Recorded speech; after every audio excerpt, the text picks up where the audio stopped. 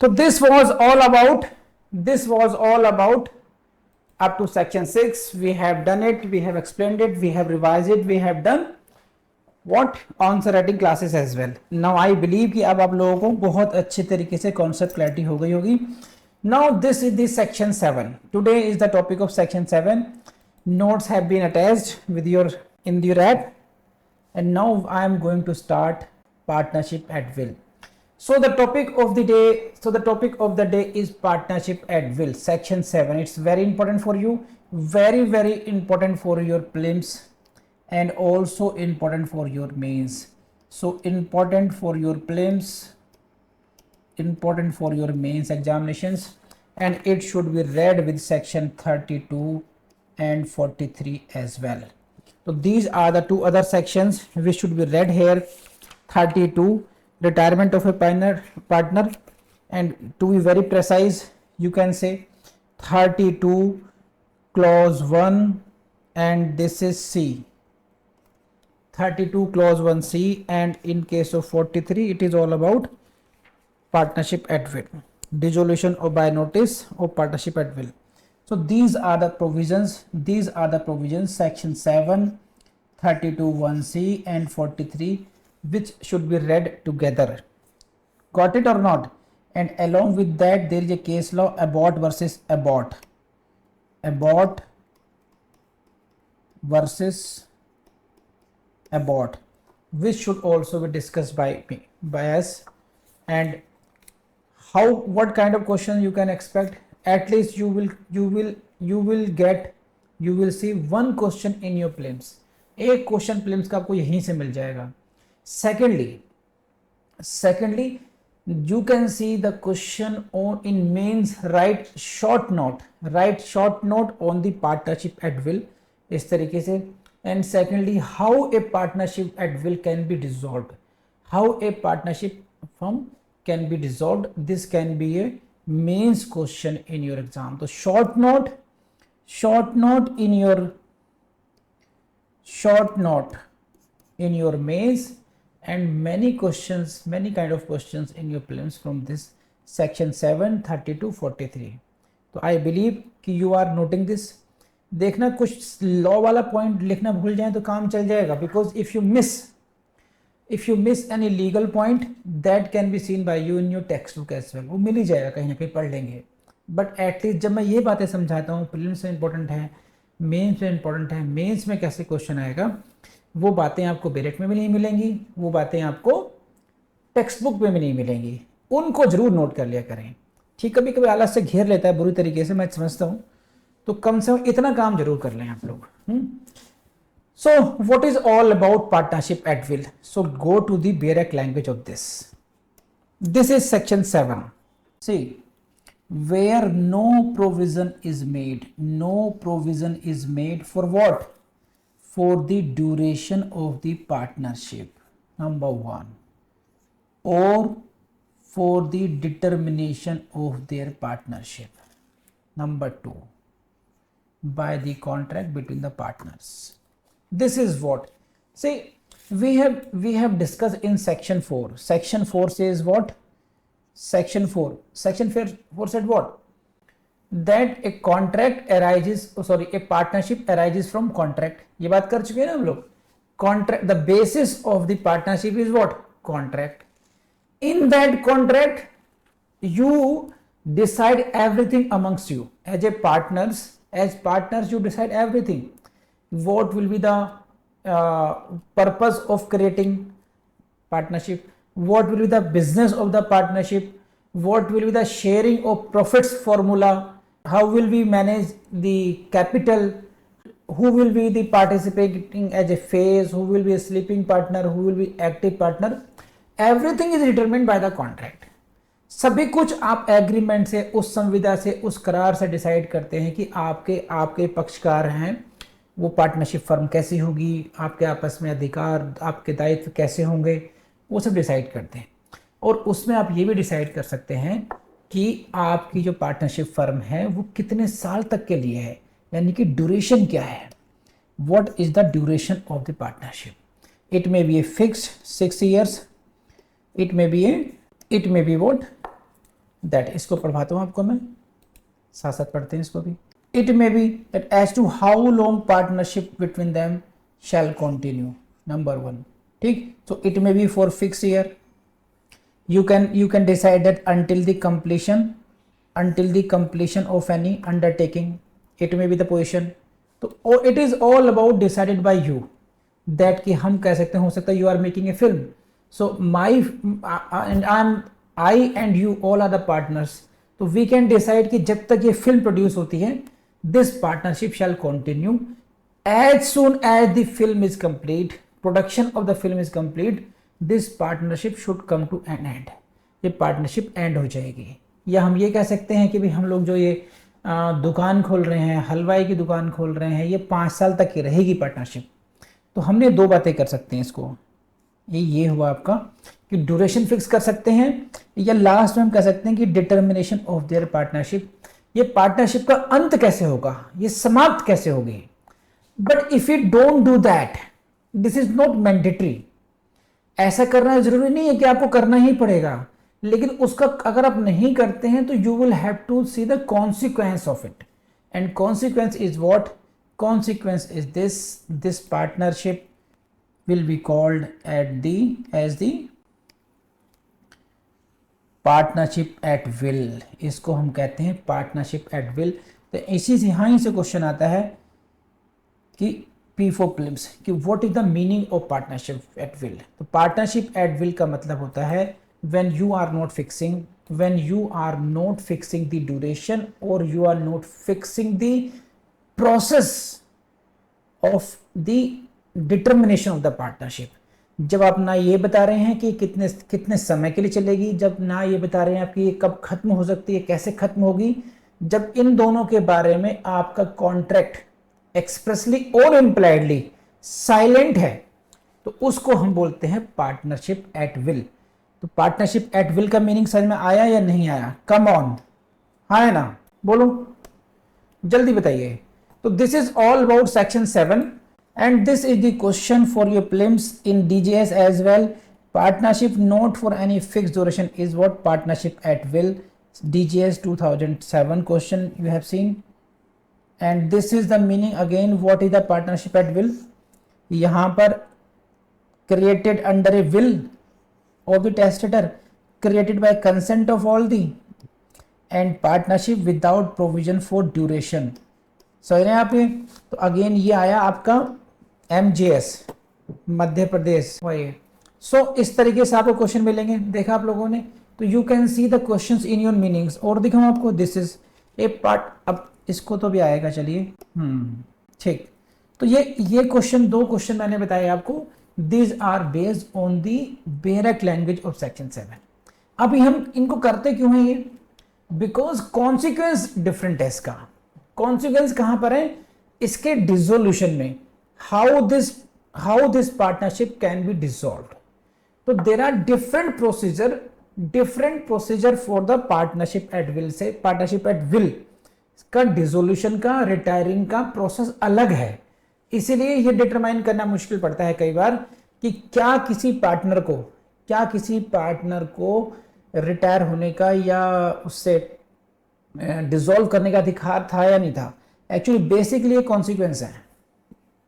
देखिए ये है consequence. Since in a partnership a will duration of partnership is not fixed. Since in the partnership at will duration is not fixed, nor is there any provision regarding determination. ना ये है ना ये है. Then partners are not legally bound to continue in the partnership. They are not legally bound to continue in partnership. And the partnership can be ended at the sweet will of any of them. ये ध्यान रखना, very important. In this case, this is the direct consequence of partnership at will. Partnership at will में आप अपनी मर्जी से जब चाहे इस पार्टनरशिप को खत्म कर सकते हैं, इसलिए कहते हैं एट विल. जब आपकी मर्जी हुई. अक्षिता मैडम पार्टनरशिप में का पार्टनर हैं और पार्टनरशिप कैसी है? This is partnership at will. Then he can dissolve that partnership as per her. Sweet will. तो ये कॉन्सिक्वेंस जुड़ा हुआ है, इसलिए आइडेंटिफिकेशन ऑफ पार्टनरशिप बहुत जरूरी है कि what is the kind of partnership. तो this is the partnership at will का बेसिक कॉन्सेप्ट। तो I believe I invite you questions, फिर हम आगे बढ़ेंगे। Do you see this section 32? Section 32, this is section 32, retirement of a partner, and I take you to this. A partner may retire where the partnership is at will. कैसे? by giving notice. कैसे? in writing to all the partners of his intention to retire. So this is the consequence. This is 32, section 32 clause 1 clause C. What is this? कि when the partnership is at will. तो यहीं से question बनता है कि कोई partner retire कैसे हो सकता है? That he can be a partner में retire by giving notice. Notice किसको देंगे? To all the partners. ये प्रीलिम्स में क्वेश्चन आएगा। He will have to give notice to all the partners. कैसे देगा notice? Notice must be in writing. क्या है कि yes he want to retire, तो उसको कुछ नहीं करना, जस्ट आई एम रिटायरिंग। मान लीजिए 5 लोग पार्टनर हैं, अक्षिता है, दीपांशु है, नवदीप मैडम है, गुंजन बंसल है, अरशान है, ये सब 5 पार्टनर हैं। अरशान ने कहा यार मूड नहीं कर रहा काम करने का। हाँ जी madam Navdeep please see the mail, everyone see the mail, सबको सीसी बीसीसी कर दिया। क्या जी? From tomorrow onwards I am retiring from the partnership. ये क्या हुआ? नहीं तुम नहीं हट सकते ऐसे। How can you direct like this? कैसे नहीं हट सकता? It is partnership at will. क्या बात कर रहे हो? पार्टनरशिप एट विल कैसे है? तो देख लो जाकर सेक्शन 7 को। सेक्शन 7 को पढ़ लेते हैं दोबारा। सेक्शन 7 में क्या है कि madam Navdeep Dawla please go to the contract, please go to the contract. क्या कॉन्ट्रैक्ट? हाँ बताओ क्या कॉन्ट्रैक्ट है? Now you see whether there is any clause. क्या उसमें कोई एक ऐसी क्लॉज है कि जिसमें ड्यूरेशन फिक्स की गई हो? अब नवदीप डावला पढ़ेंगे या बाकी सब लोग पढ़ेंगे यार ये तो लिखना ही भूल गए। There 100 clauses but none of the clauses discloses about the duration. ये तो हमने सोचा ही नहीं था कि कितने से चलेंगी, देख लो। लेकिन second, let me know whether there is any provision for the determination of partnership, कि पार्टनरशिप खत्म कैसे हो गई, ये भी नहीं दिया हुआ इसमें। So I am going, bye bye, I am using this my right as per section 32 clause 1C and I am retiring now by giving notice to all of you. This is the notice. This notice is in writing and this is bye bye. Arshan भाई साहब चाह सकते हैं। तो did you get this 32 clause 1C? I believe कि आपको अब याद रहेगा ये, हाँ है ना? And again please come to section 43. This is section 43 and it is regarding the dissolution by notice of partnership at will. Which partnership? This is partnership at will. So right now we section 43 deals with what? How this partnership at will can be dissolved. ये जो partnership at will है, 32 was section 32 was regarding the retirement of the partner. Retirement का मतलब वो नहीं है कि आप सेक्शन 60 ईयर्स की एज को क्रॉस कर रहे हैं, अब 60 साल के हो गए और अब आप जो हैं अपने रिटायरमेंट प्लान करके बाहर निकल गए, वो रिटायरमेंट नहीं। रिटायरमेंट का मतलब है ना लीविंग, उस now you cease to be partner. अब आप पार्टनर नहीं रह जाते हैं, आप उस पार्टनरशिप फर्म से रिटायर हो रहे हैं। You are retiring from the partnership firm, that was section 32। तो पार्टनरशिप आपने कहा ठीक है अलविदा, आप लोग करो, मैं जा रहा हूं, ठीक। दूसरा क्या है? यह है डिसोल्यूशन ऑफ द पार्टनरशिप। मैं जाऊंगा नहीं, मैं इसे खत्म करके जाऊंगा। आप बात समझ रहे? एक तो यह है कि मैं जा रहा हूं पौंडीचेरी, मैं जा रहा हूं वहां पर, मैं अपना समाधि लूंगा, मैं वहां पे पूजा पाठ करूंगा, योग करूंगा वहां पर मैं, ठीक। अब यह हुआ कि ना मैं यहीं रहूंगा, मैं इस पार्टनरशिप को ही खत्म करूंगा। तो this is dissolution. Dissolution means coming to an end, उस पार्टनरशिप को खत्म कर देना, bring it to be zero, ठीक, अब देखिए क्या है, you read it, where the partnership is at will, please see this, where the partnership is at will, जब पार्टनरशिप एट विल होगी तो देखो यही लड़ाई होगी, अभी बात समझ में आएगी आपको। where the partnership is at will, it may be dissolved by any partner P for Plims. How he can resolve it? By giving notice in writing. Don't forget this word, in writing. This is in writing. To whom he will give notice? He will give notice to all the partners. It is not few of them. And what is all about notice? Notice is of his intention. What is his intention? Intention is to dissolve the firm. Please समझ में आई नहीं ये बात ये। So अब partnership at will है अगर, तो आप इसको डिसॉल्व करने के लिए आपको एक बहुत बड़ी लंबी प्रक्रिया से गुजरना पड़ेगा। क्या करना पड़ेगा कि आपको एक नोटिस लिखना पड़ेगा। You will have to write down a love letter called notice कि it has been a very good time with you and this and that, but now the time has come, बिछड़ने का time आ गया है और हम सब अब बिछड़ेंगे। ये रहा नोटिस। समझ में आई भाई?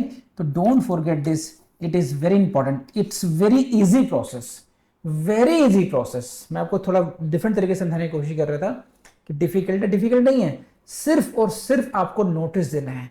मैं रिपीटेशन क्यों कर रहा हूं? क्योंकि यहां से क्वेश्चंस आएंगे, यहीं पर टेक्निकलिटी इन्वॉल्व है। आपको इतना अच्छा आसान लग रहा होगा, यही टेक्निकलिटी इन्वॉल्व है। अभी समझाता हूं।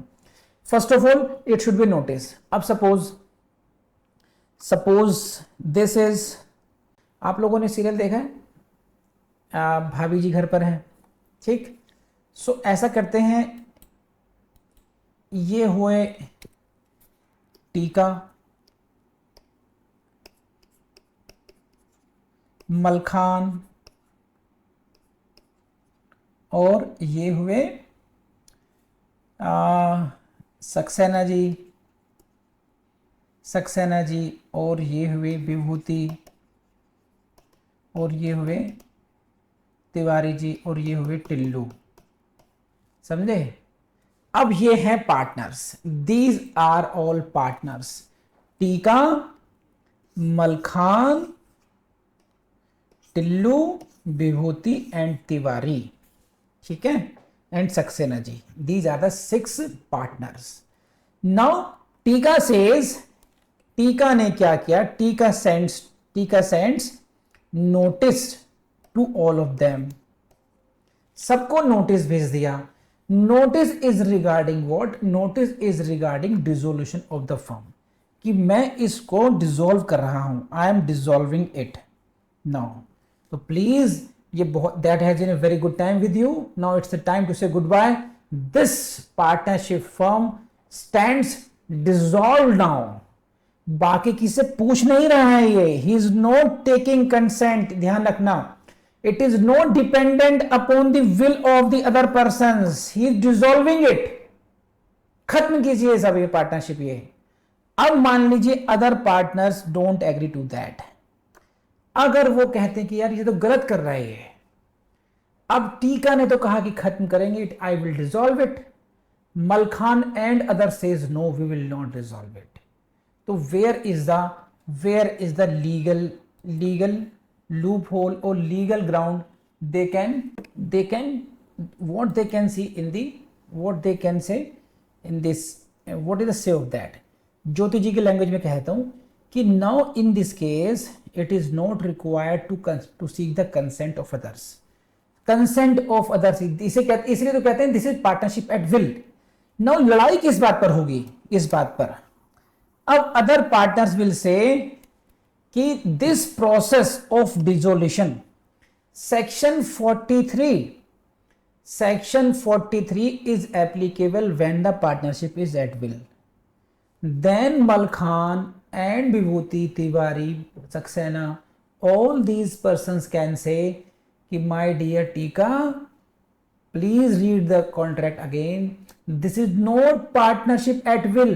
ये पार्टनरशिप एट विल है ही नहीं। First condition is not satisfied. Now there is a legal dispute. whether this partnership is at will or it is not at will. तो जितनी भी लिटिगेशन है इस पर इसी पॉइंट पर होती हैं कि court will have to identify, court will have to decide whether this was the case of partnership at will और नॉट. पार्टनरशिप एट विल थी या नहीं थी.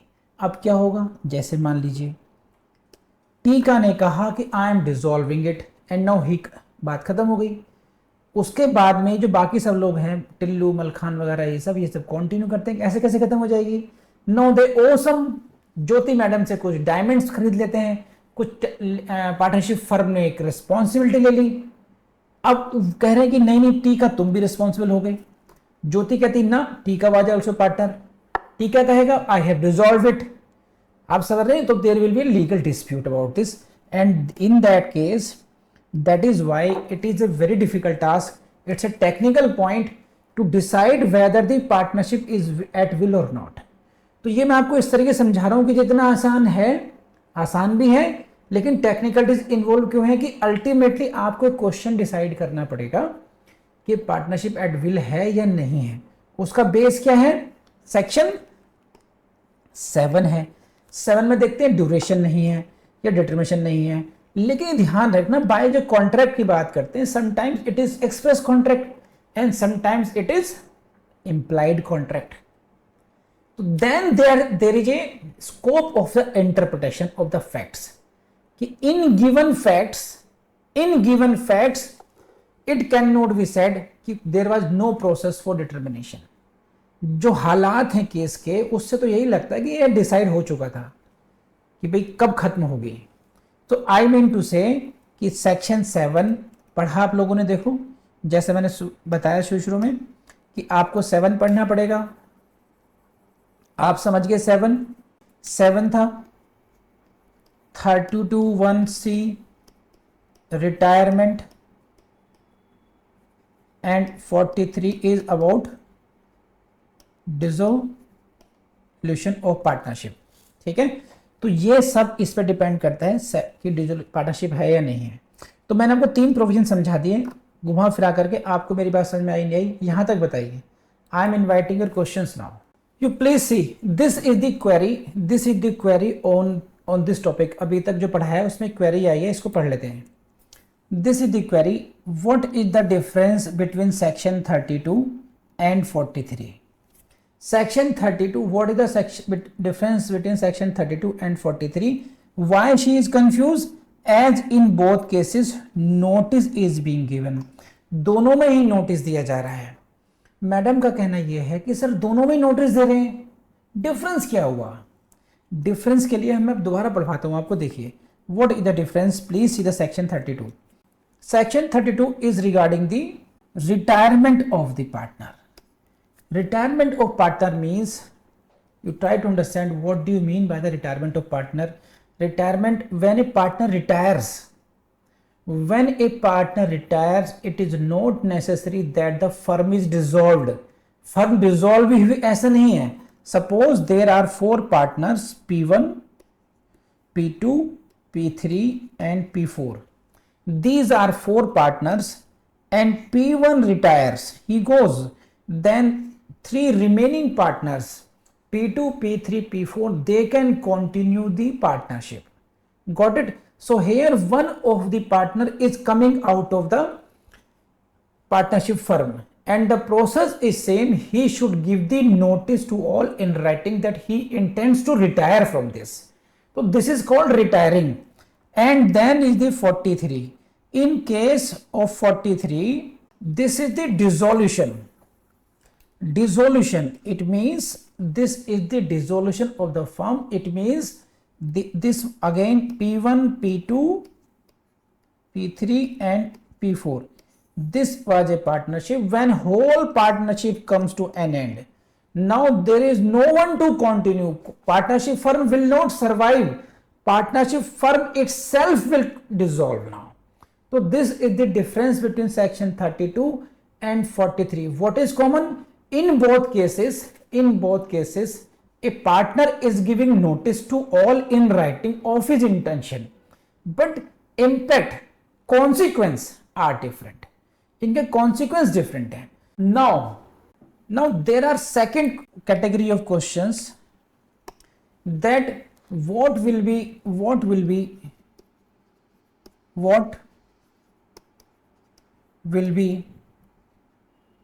their mutual liabilities and towards third parties. तो that these क्या मतलब कि if someone is retiring, if it is retiring so much easy, notice दिया और बाहर, dissolution is so much easy, notice दिया and this comes to an end. तो इसके बावजूद भी whether it comes to an end, whether you are retiring, your liabilities as a partner does not end there. Till date, the date of your retire or date of the dissolution of partnership, you remains liable mutually as well as towards the third parties. For example, if these are the partners P1, P2, P3 and P4, these four persons have been dealing with the creditors C1, C2, C3 and C4. If P1 retires on 26/21 20 June 26/21, so this partner P1 is retiring on the date of this 20 June, so he will be liable towards these creditors till this date. जिस दिन तक वो इंसान इसका partner था, his liability will be there. He will be also mutually liable towards these partners. It doesn't mean कि his liabilities will come to an end. Now, if whole of this partnership goes, then all these partners mutually they will be liable to them till this date. जिस date को उनका dissolution होता है, तो उनकी liabilities खत्म नहीं होती हैं, उनकी लायबिलिटीज बनी रहेंगी उस डेट तक, वो रहेंगी. ऐसा नहीं कि नोटिस दिया कोई भी कभी भाग जाएगा. सिर्फ इतनी सी बात है. इस लाइन को पढ़िए. And now I should conclude it. काफी कुछ हो गया. दिस इज, ये लाइन मैंने शुरू में पढ़वाई थी. नाउ इसको आप एंड कीजिए इसे पढ़ करके. Since in a partnership at will, duration of partnership is not fixed. Duration not fixed. Not there is any provision regarding its determination. इसीलिए therefore the partners are not legally bound to continue to any specific period. They are not legally bound to continue because it is partnership at will. इच्छा पे depend करती है, तो फिर ये legally bound नहीं है, विधिक रूप से कंटिन्यू करने के लिए बाउंड नहीं है. इसे खत्म कर सकते हैं स्वेच्छा से, इसमें से बाहर आ सकते हैं स्वेच्छा से. ये इसका कॉन्सिक्वेंस है. तो come on, did you get it और not? Are you getting it और नॉट? पब्लिक नोटिस की बात अभी करेंगे. बात अच्छी था. अभी बहुत सारा पार्टनरशिप एक्ट यहाँ पे नहीं पढ़वाना हम लोगों ने ना. अभी जब रिटायरिंग में आएंगे, अपने आप में रिटायरमेंट, देखिए एक टॉपिक है retirement, dissolution of the firm. जब हम पढ़ेंगे तो और भी डिटेल में जाएंगे. अभी हम सिर्फ बात कर रहे हैं पार्टनरशिप एट विल का डिसोल्यूशन कैसे होगा. अदरवाइज तो पूरा एक्ट को एक साथ नहीं पढ़ा सकते. ठीक, तो यहां तक समझना है आप लोगों को. अब basin this we can discuss few cases. A partner can retire by notice of his intention to retire. The partnership is at will. When a partner can retire by notice, जब कोई पार्टनर नोटिस देकर retire हो सकता हो, तो ऐसी partnership को हम क्या कहेंगे? This is the partnership at will. Did you get it और not? This is Punjab judicial services. In a partnership at will, एक पार्टनरशिप विल में क्या होता है? A partner of a firm can retire from the firm at any time by giving a notice of his intention. A partner of firm can dissolve the firm at any time by giving notice to his को partners, either ए और B. बोलो हाँ है ना? पंजाब आ गया. So again आपने देखा, this question is based on 32 and 43. Did you get it or not? Again, where a partnership firm is constituted for a fixed period. अब अगली बात पर आते हैं, चलिए इसके लिए दो. Where partnership for which no period or duration is fixed, partnership at will. The most important feature of partnership at will is what? Easy dissolubility. So you have seen this. Easy dissolubility. Easy dissolubility is the most important feature of partnership at will. यहां से question आता है कि what is the, इसका जो specific feature है वो क्या हुआ?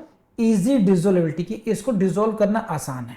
अब जैसे अक्षता ने अभी जिक्र किया था सेक्शन 32 का, तो हल्का सा देता हूं. देखिए, पब्लिक नोटिस दिया जाता है for the two decide the mutual rights and liabilities with third parties, ताकि थर्ड पार्टीज के लिए नोटिस हो वो, तो वो एक डिफरेंट पार्ट हो गया. वो अक्षता, वो तो देना ही पड़ता है कि भाई मैं जा रहा हूं, अब मैं इसका भाग नहीं होऊंगा.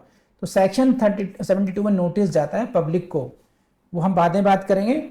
अब हम बढ़ते हैं अगले टॉपिक पे. यहां तक कोई क्वेश्चन हो तो देख लेता हूं आप लोगों को. You please see this also. Section 43 second clause. Section 43 second clause. The firm is dissolved from the date mentioned in the notice, again because this can be question for your prelims, or if no date is mentioned from the date of the communication of notice before prelims. यहाँ से भी question आता है. Dissolubility section 43. A firm is dissolved just by a notice, but by which date? ये जो dissolution है, the effective date कौन सी होगी वो? What will be the effective date of dissolution? Effective date of dissolution कौन सी होगी? Either you have mentioned it in the notice itself कि this partnership stands dissolved from 20 June 2021. तो you have mentioned the date itself. ये हुआ 26/21. So here you have mentioned the date itself in the, so your firm which was at will be determined from this.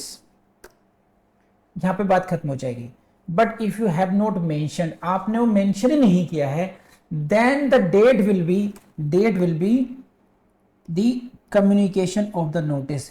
जिस date को notice communicate हुआ है उस date को आपको किया जाएगा. तो यहां से आपको प्रीलिम्स से क्वेश्चन मिल सकते हैं. इन दोनों बातों को ध्यान रखना, बस प्रीलिम्स के लिए आपके लिए जरूरी जानना है, इतना जानना भी सफिशिएंट है. Now we come to the next few points. So एक बात ध्यान रखना, where the partnership is not at will, this is the difference. Not at will, neither the person can retire nor can he seek dissolution by giving such a notice. ठीक है, जब at will नहीं होती है तो retirement का process ये नहीं हो सकता बस इस तरीके से कि जस्ट बाय गिविंग नोटिस नहीं हो सकता. And whether the partnership is at will depends upon the contract between the partners. We have discussed it. Now this is a situation. Please see this. Because now you will have to identify, as I have discussed with you, there may be a bone of contention only on this point, whether a partnership was at will or not, क्योंकि उससे retirement और dissolution determine होगा. No झगड़ा किस बात पर होगा कि पार्टनरशिप एट विल है भी या नहीं है. तो डिफरेंट कुछ एग्जांपल्स हैं जिनके बेस पर आपको क्वेश्चन पूछा जाता है कि इस सिचुएशन में whether it is a partnership at will और नॉट. वो तो डायरेक्ट लैंग्वेज हो गई. उससे बियॉन्ड कुछ अगर सिचुएशंस हैं जो केस और डिसाइड हुए हैं या जो कई बार क्वेश्चन पूछे गए हैं, उन्हीं सिचुएशन को हम लोग देख लेते हैं और वहां से क्वेश्चन से मिलते हैं और समझ भी लेते हैं. क्या सिचुएशन है? ये नंबर 1 सिचुएशन है. There is an agreement between two partners, what? That partnership shall be terminated by mutual arrangement only. So in this case partnership shall be terminated by mutual arrangement only. This is the agreement. Now whether it can be said that this is the partnership at will or not. Agreement itself is saying कि ये implied है कि no you can not go alone, you can not dissolve it, you can not retire it. तो अगर जब भी and होगा that it terminate होगी तो म्यूचुअल अरेंजमेंट से ही होगी, म्यूचुअल एग्रीमेंट से ही होगी। तो in that case it was held that partnership was not at will, ये पार्टनरशिप एट विल नहीं थी। तो यहीं से क्वेश्चन आ जाएगा when there is an agreement between partners that it can be terminated only by the mutual agreement, it is option A partnership as will, option B partnership not at will, this तरीके से। तो यहां पर ध्यान रखना कि इस case में पार्टनरशिप एट विल नहीं होगी। प्लीज लेट मी नो ये बात समझ में आई या नहीं आई। I take your questions. So please write down the case. This is MOH Uduman versus MOH Asloom. In this case, same thing is that it was the partnership deed. Partnership deed contained a clause that partnership shall continue between the partners, remaining partners, unless all the partners mutually agree. Unless all the partners mutually agree to determine this, and in this case it was held that partnership was not at will. Apex court held, the apex court held that partnership was not at will. क्या था partnership deed में, मैं समझाता हूँ। इस the partnership deed means contract of the partnership provided what, that all the partners, unless all the partners mutually agree to determine, it shall continue. जब तक कि सभी पार्टनर्स इस बात को सहमत नहीं हो जाते हैं कि ये अब इसे पार्टनरशिप खत्म कर देना चाहिए, it shall continue. It means what, single partner will not be having a power to determine it, to determine the continuity, to dissolve it. ये पावर सिंगल पार्टनर के पास में नहीं होंगी। In that case honourable supreme court had said that this is not partnership at will. तो इसी पर भी क्वेश्चन आपसे आ सकता है, बहुत सिंपल सा है कि सभी पार्टनर्स को पावर है, they can, none of them can dissolve singly. और पार्टनरशिप एट विल की पहचान ही ये है, पार्टनरशिप एट विल की यही तो वह है कि it can be dissolve by even single partner by giving notice to all. तो if it is the contract is contrary to this, how can it be said to be a partnership at will. Please note down, this is P for prelims. बात समझ में आई नहीं आई? Case का नाम बता दिया मैंने आपको। Please come to the case law Abbott, Abbott versus Abbott, Abbott versus Abbott, Abbott versus Abbott, and see this. The partnership agreement inter alia provided that what, and this was agreement between whom? Father and 5 sons, पिता और 5 पुत्रों के बीच में ये partnership है। and in this case it was held, it was the part of agreement that death और retirement, death हो जाए किसी की और someone retires of any partner shall not terminate the partnership. तो this was the one of the clause in this. समझ रहे हैं आप? केस का नाम क्या है? Abbott versus Abbott. This is Abbott versus Abbott, Abbott versus Abbott, कि किसी की डेथ हो जाए या कोई पार्टनर रिटायर हो, उसकी वजह से पार्टनरशिप टर्मिनेट नहीं होगी। It shall not, and if any partner shall do और सफर, ये समझिए, देखिए थोड़ा टेक्निकल ना हो जाए आपके लिए।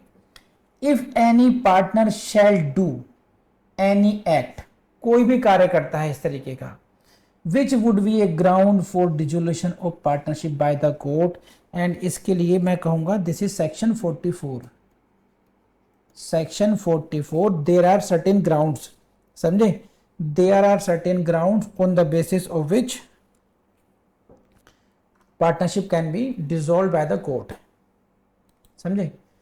तो there can be dissolution by the court itself। तो A to G अगर आप section 44 पढ़ेंगे तो there are certain grounds। कहते हैं कि अगर कोई पार्टनर ऐसा काम करता है ना, which can give rise to the dissolution by the court, तब क्या होगा ऐसी दशा में, ये फैक्ट्स हैं केस के। Then he shall be considered having retired. अब जैसे फॉर एग्जांपल 44 का आपको देता हूं, कहां कहां पर रिटायरिंग ऐसे हो सकते हैं। देखिए फॉर एग्जांपल 44 नहीं 44 क्लॉज यू सी सी, 44 की सी, it talks about guilty of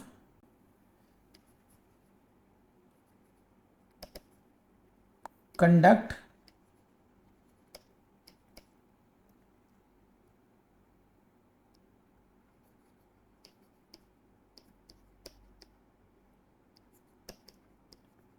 prejudicially and yet the willfully breach। अब समझिए इसको, देखिए सेक्शन 44 में A to G there are certain grounds on the basis of which court can dissolve your partnership. आप जाइए partner, if you are a partner and you are aggrieved, you can seek the help of the court to dissolve the partnership. So there are certain grounds. B, C and D for example pick करते हैं कि if one of the partner कुछ ऐसे काम करता है, his conduct is such, he is guilty of such conduct which is affecting prejudicially the business of the firm। जो firm का बिजनेस है, जो फर्म का बिजनेस है उसको विपरीत तरीके से प्रभावित कर रहा है। फॉर एग्जाम्पल, अक्षिता मैडम की मान लीजिए एक शॉप है ना, हलवाई की दुकान है ऐसे मान लीजिए, और that is being carried on in partnership firm. अब एक पार्टनर अपना ठेला उसी के सामने लगाना शुरू करते हैं अलग से, कि वो अलग है, ये मेरा ठेला अपना अलग है। So now he is the guilty of conduct which is affecting adversely the business of the firm. ये हो सकता है। Now there are certain agreements, certain clauses in agreement and you are repeatedly committing breach of those. उन agreements को बार बार आप breach कर रहे हैं, तब भी तो आपकी ऐसी कंडक्ट हुई तो अक्षिता मैडम कोर्ट में जा सकते हैं कि सर अब ये कंटिन्यू करना बहुत मुश्किल है, इस हिसाब से ये हमारे साथ ही बिजनेस कर रहे हैं, हलवाई के बिजनेस हमारे साथ भी है और हमारे सामने ठेला भी लगा लेता है, हमें काम नहीं करना, you please dissolve this. So now the conduct of one of the partner is such that. So ऐसे केसेस में कह रहे हैं अबाउट में, उसमें एग्रीमेंट था, पिताजी इनको समझ में आ रहा था कि ये 5 बदमाश बच्चे हैं मेरे, इनके साथ पार्टनरशिप फर्म में तो है, तो उसमें एक क्लॉज उसने ये डाली कि अगर कोई पार्टनर ऐसा करता है, partner shall do any act which would be A ground of dissolution by the court. अगर किसी की ग्राउंड कोई ऐसे काम करता है तब क्या माना जाएगा, फर्म डिसॉल्व नहीं होगी कि कोर्ट में जाकर डिसॉल्व करा लाओ। He shall be considered to having retired, ये मान लिया जाएगा ये खुद रिटायर हो चुका है। It shall be presume that he has retired, it means पिताजी की इच्छा थी कि हर हालत में पार्टनरशिप फर्म चलेगी ही चलेगी। अगर कोई नालायक निकल जाए, कोई इस तरह के काम करे तो उसको रिटायरमेंट माना जाए, वो इसी ग्राउंड पर कोर्ट में जा करके उसको फर्म को डिसॉल्व नहीं करा पाएगा, firm will continue. This is the case Abbott versus Abbott. तो मैं एक बार क्विक रिवाइज कराता हूं आपको ताकि आप इसको अच्छे तरीके से समझ पाए इसको। Abbott versus Abbott, there is an agreement, there is partnership agreement, this is the agreement between them, ठीक, father and son, these are 6 partners now, these are 6 partners कि even if the death, even if some of them die, even of them some retire, that partnership shall not be terminated।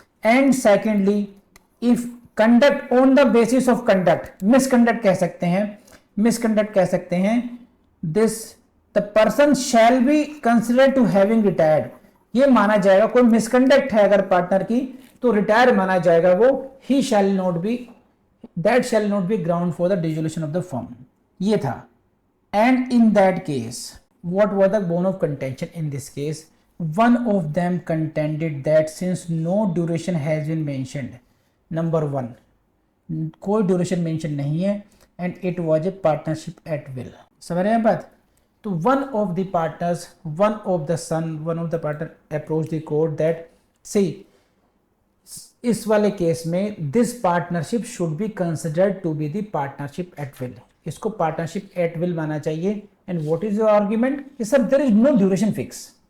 हमारे पिताजी ने हम सबसे agreement ये करवा लिया कि भाई ये रिटायरमेंट, इसमें अब ये आप रिटायर हो सकते हो, आप मर सकते हो, पार्टनरशिप फर्म डिसॉल्व नहीं होगी। अगर कोई बदतमीजी करेगा तो उसको रिटायर मान लिया जाएगा, वो रिटायर हो सकता है, पार्टनरशिप फर्म कंटिन्यू रहेगी।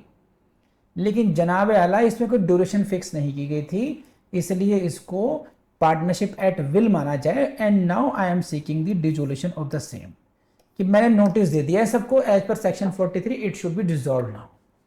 तो did you get the facts of note? अबॉर्ट के फैक्ट्स समझ में नहीं आए, क्योंकि अबॉर्ट के फैक्ट्स के बेस पे you can see the question in your mains.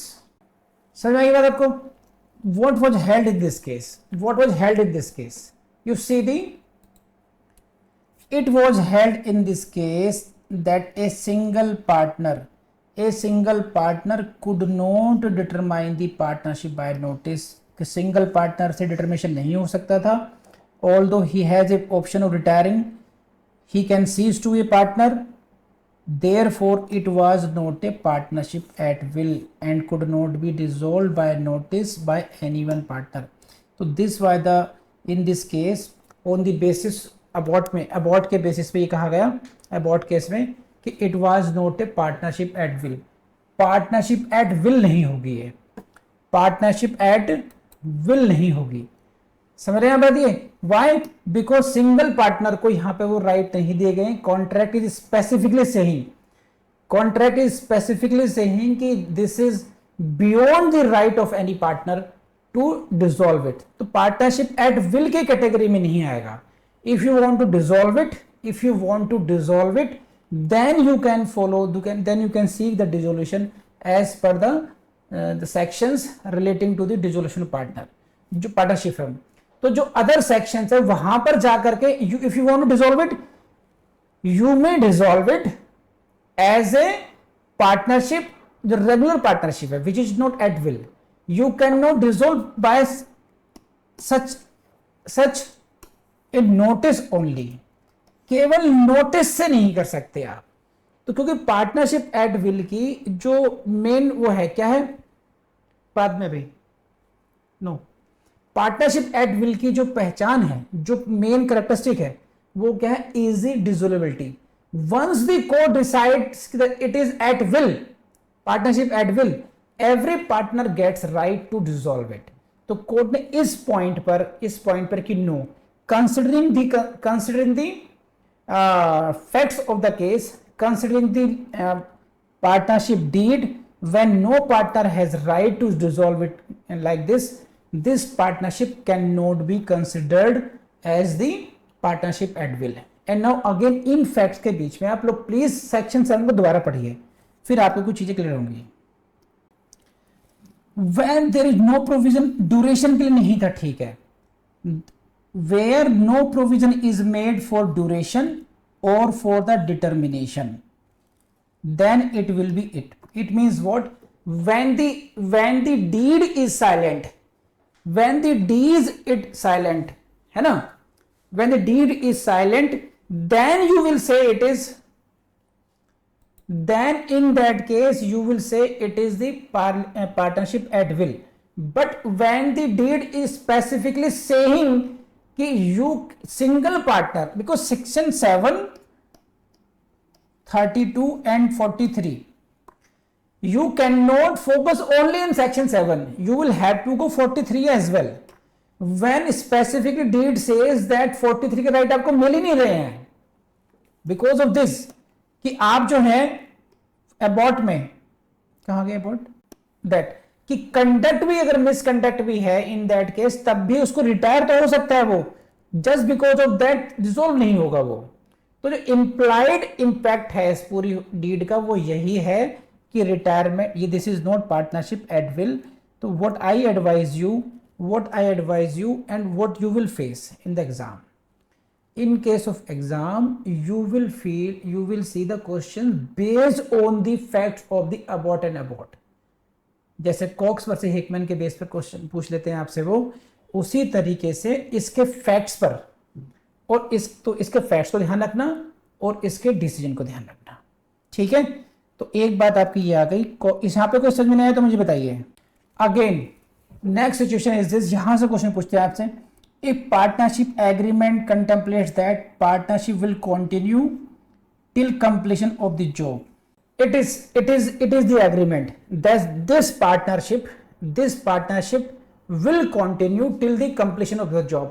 it means whatever जो आप वेंचर चला रहे हैं, कोई कंस्ट्रक्शन वर्क करा रहे हैं, whatever you are, for example कि आप फिल्म प्रोडक्शन में हैं कि ये पार्टनरशिप तब तक ही रहेगी जब तक कि ये फिल्म प्रोड्यूस ना हो जाए, तो whether it will be a partnership at will, please go to section 8, इसको साथ एक सेक्शन 8 ही पढ़ लेते हैं।